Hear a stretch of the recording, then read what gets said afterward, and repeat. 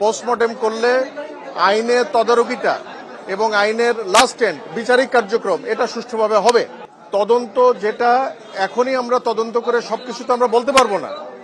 আমরা যেটুকু বলতে পারি সেটা হলো যে 6 জন বাচ্চার সাডেন মৃত্যু এটা চিকিৎসাজনিত কোনো জটিলতায় আমাদের মনে হয় না। মানে পরপর 6 জন বাচ্চা একই সাথে মারা যাবে, এখানে কোনো একটা টেকনিক্যাল ফল্টের কারণে এই ঘটনাটা ঘটছে বলে আমরা মনে করি, এবং এটার জন্য ডাক্তার হওয়ারও দরকার নাই। এটা খুব সাধারণ একটা কমন সেন্স কাজ করবে যে 1 ঘন্টা বা 2 ঘন্টার মধ্যে 6টা বাচ্চা হঠাৎ করে কেন মারা গেল। সুতরাং এটা তদন্ত করার জন্য, এবং আপনারা শুনে আশ্বস্ত হবেন এখানে অলরেডি সিআইডির টেকনিক্যাল এক্সপার্ট যারা এসি এবং অন্যান্য ইলেকট্রিক ইকুইপমেন্টসের ম্যানেজমেন্ট ব্যাপারে যারা এক্সপার্ট, তারা ওই রুমটা বন্ধ করে তারা কিন্তু তাদের মতো তদন্ত করছেন। এই তদন্ত রিপোর্টটা আমাদের কাছে ডেফিনেটলি আসবে, সেই অনুযায়ী আমরা একটা সিদ্ধান্তে আসতে পারবো। আর বাচ্চাদের মৃত্যুর কারণগুলো খতিয়ে দেখার জন্য যে সময়টা, এই সময়টা কিন্তু আমরা এখনো পাই নাই। আমরা কিন্তু এটা নিয়ে আমরা already we are in active, আমরা অ্যাক্টিভ তদন্তে আছি। আমরা এটা শেষ করলে তখন আমরা আপনাদেরকে জানাতে পারবো যে সত্যিকারের বাচ্চার মৃত্যুর কারণগুলো কি। তবে ডেফিনিটিভ যেমন এখন মিজেলসের একটা ক্রাইসিস চলতেছে, বা ডায়রিয়ার একটা ক্রাইসিস, বা অন্য কোনো যেগুলো প্যান্ডেমিক বা এন্ডেমিক ডিজিজ, সেই ডিজিজে 8 দিনের মধ্যে একটা হসপিটালে 6টা বাচ্চা সারা দেশের মধ্যে হঠাৎ করে মারা যাবে, জিনিসটা এরকম না। এটা হয়তো কোনো টেকনিক্যাল ত্রুটি বা ফল্টের কারণে হচ্ছে।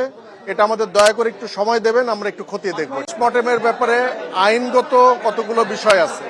আইনগত সেটা হলো যে পুলিশ বা অ্যাডমিনিস্ট্রেটিভ যে অথরিটি, তারা কিন্তু রোগীর স্বজনদেরকে প্রস্তাব দেবে যে আপনারা পোস্টমর্টেম করেন।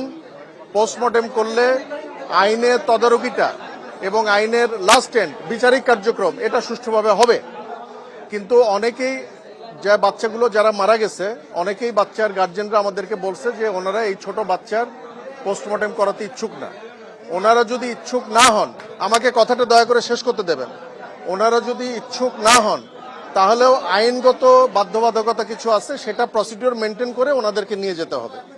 3 নম্বর হলো এটার জন্য আইন বাধাগ্রস্ত হবে কিনা।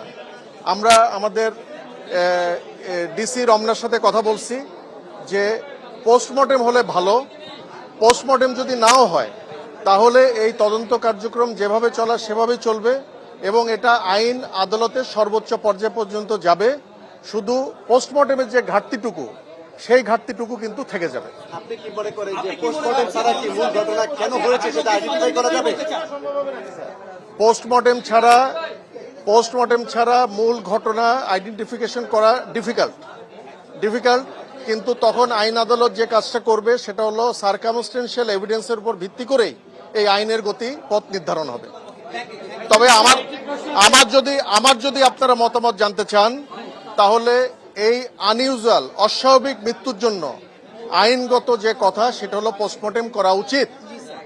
কিন্তু এই ছোট বাচ্চা, একেবারেই ছোট, একটা বাচ্চা নিয়ে এসে আমাকে দেখেছেন, এইটুকু একটা বাচ্চা, আমাকে উনি প্রশ্ন করছেন যে এই বাচ্চার উপর কাটাছেঁড়া কোথায় করবেন আপনারা। আমি ওনাকে উত্তর দিতে পারি নাই।